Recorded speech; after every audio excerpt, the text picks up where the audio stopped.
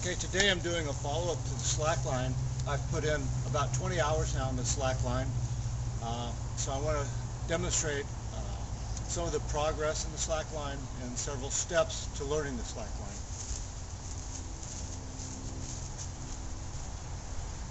For learning, I put an overhead support line that I could grab, slide back and forth. I don't need it so much anymore, but for learning, it's a very great learning aid.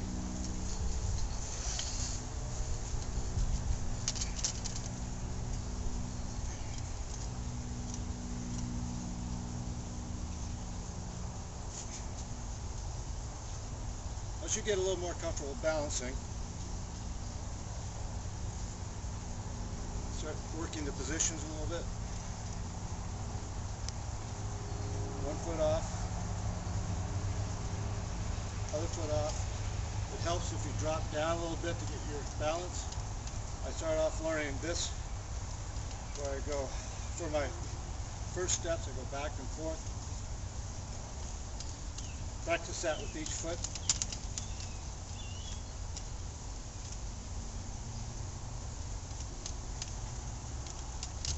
Until it becomes a little more comfortable. Then when you can start walking forward,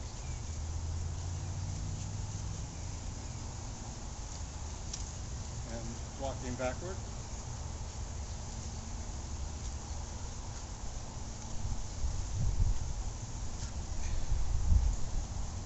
Once you're on the line for a little bit, you tend to sink into it a little bit and feel a little more comfortable and relaxed.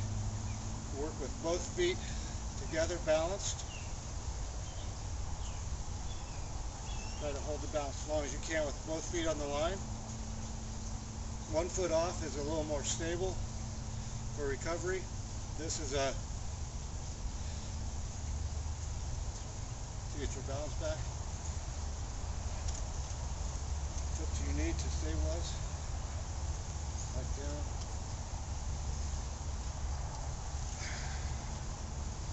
Kneeling.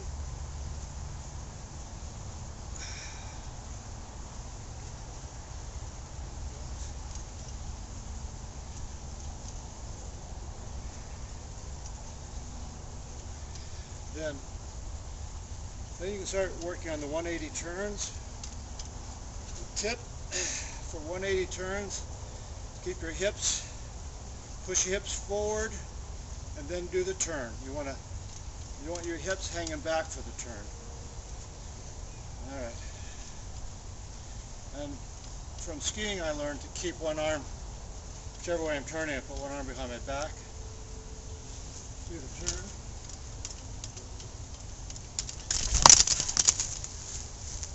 Alright, let's try another trick. Let's do the first, work on the knee balance.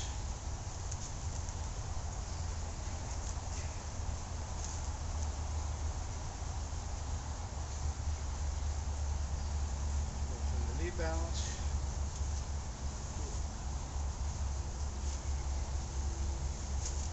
Stand up.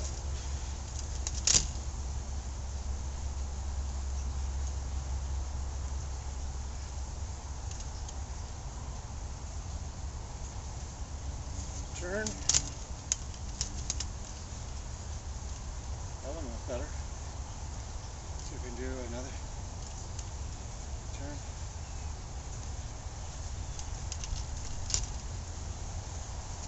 And sideways, which is tough. Sideways balance is really tough, and I still like to use this for working on my sideways balance. Get established.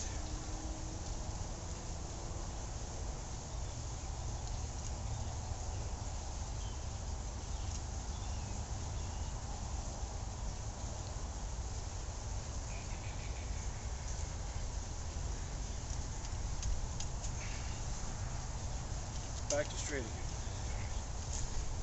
All right.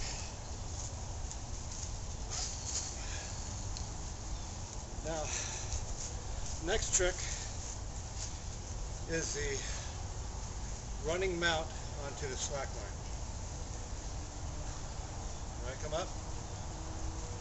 Catch your foot.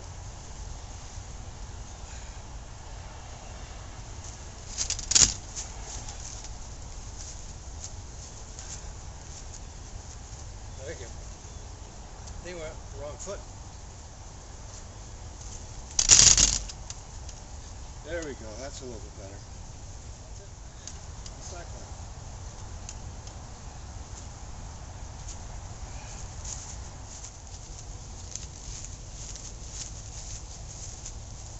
One more discussion point about slack lines.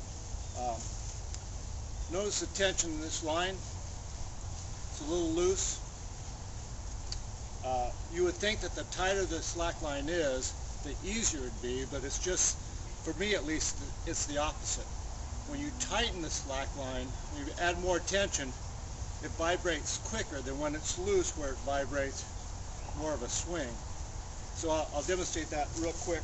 This is with what we call a moderately loose slack line. And you can see we've got that much play back and forth. All right, and now I'm going to tighten the slack line. Inch it up.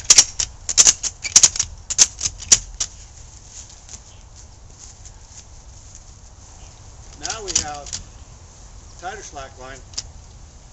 You can see there's the wobble it's much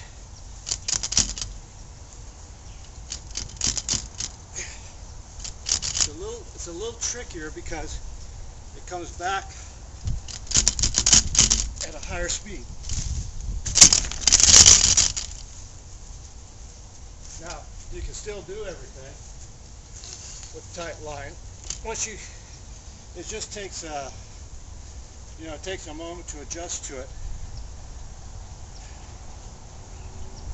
Once you kind of adjust to the tension and the faster reaction,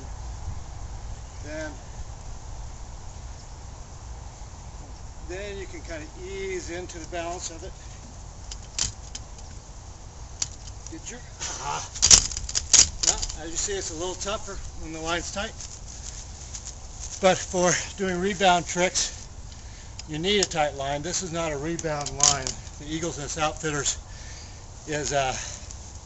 doesn't have the rebound, doesn't have the bounce that a Gibbons jib line, which has a lot of bounce into it. And I'll do a comparison video on those two. I have the Gibbons slack line as well. So that's about it.